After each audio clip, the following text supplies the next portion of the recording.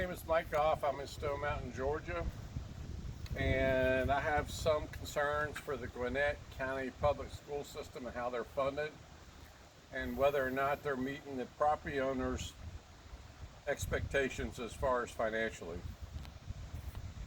And that is House Bill 581 was dealt with since November, and I don't know if that is in the best interest of the schools or with the taxpayers, property owners, taxpayers in general actually.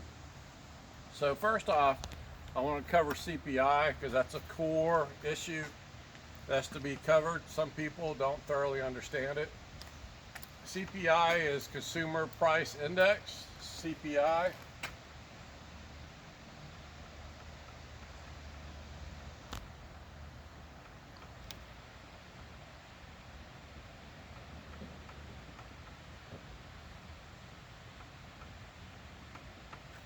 CPI is what a lot of this is going to revolve around. This won't take but about 30 seconds to cover. CPI is a measurement of inflation from year to year, from month to month. So if you measure CPI in a year, it's from January to the following January or February to the following February, but it's not month to month. It's a particular month over to the next year. And generally we have an average CPI for the year. So typically our goal is to have 2%, but typically we're running about 3%.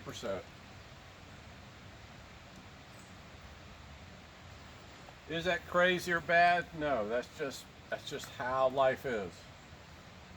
Generally your salary increases should reflect the CPI from year to year. Otherwise you would go backwards on your lifestyle and funding your home. So generally a person's increase is about 3% per year at a minimum, so you at least cost the inflation rate from year to year. House Bill 581 would require the different entities, the counties and the school systems to not increase your rate of payment over the rate of CPI, which is typically 3%. The counties and the school systems, and the school system is where the problem is, have opted out of that limit. The Gwinnett County public school system, is what I want to cover is GCPS, Gwinnett County Public School System, has said in writing and in meetings that they cannot live on less than 6%. So they need twice the rate of what your increases are going to be for them to survive. Over the long term, that's not going to work. Your salary is not going to keep up with their rate of increase for funding the schools.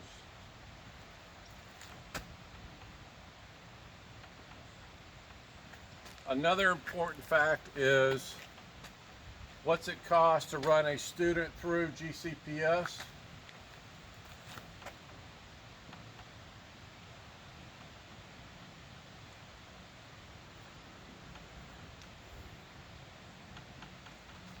The rate of increase is 7.2% per year.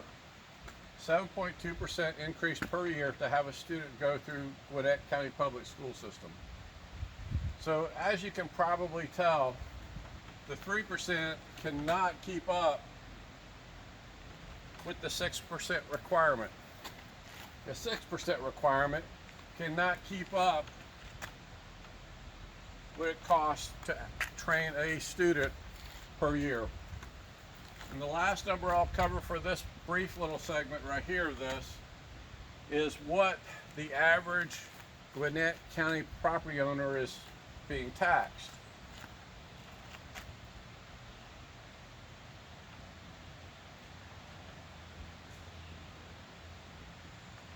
The actual tax is a 9% increase per year. So Gwinnett County says they need, the school system says they need 6%. It's costing 7.2% increase per year to have a student go through. And the county school system is actually taking 9% from the property owners. That's an increase per year. Now 9% on a couple $100, that's not a big deal. Maybe $20.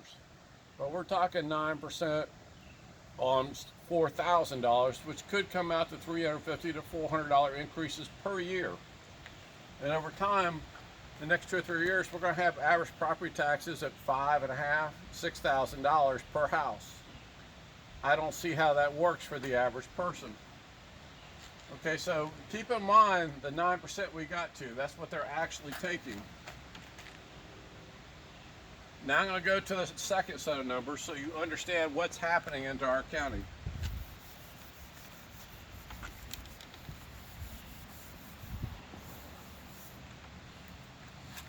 Second set of numbers is, and Gwinnett County has said this in writing and in board meetings, that if they can't get the 6% they need and they have to live on the 3% that would have been the law,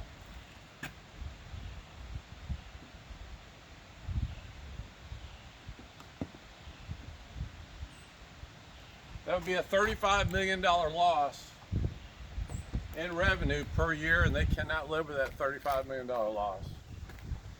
The second part of the number they don't give you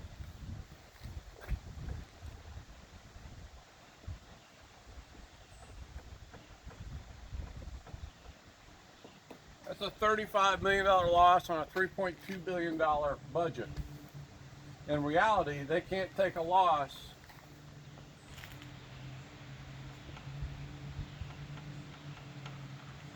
They can't live without 1.09% of their $3.2 billion. You have to pay more taxes so they avoid a 1% loss. And the last set of numbers I'll give you, and we'll conclude this.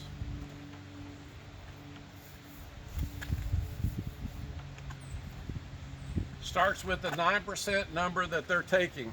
They're actually taking 9% from the taxpayers.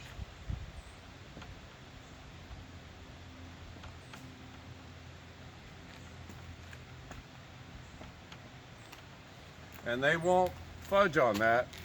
They have to have the 9%. So in order for them to avoid taking a 1.09% loss,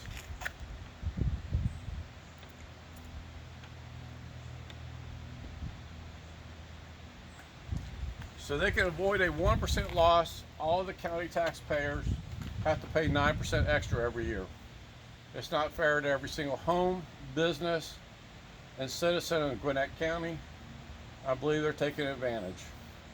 This is my first feeder trailer to try to give you a glimpse of what this site is going to be all about.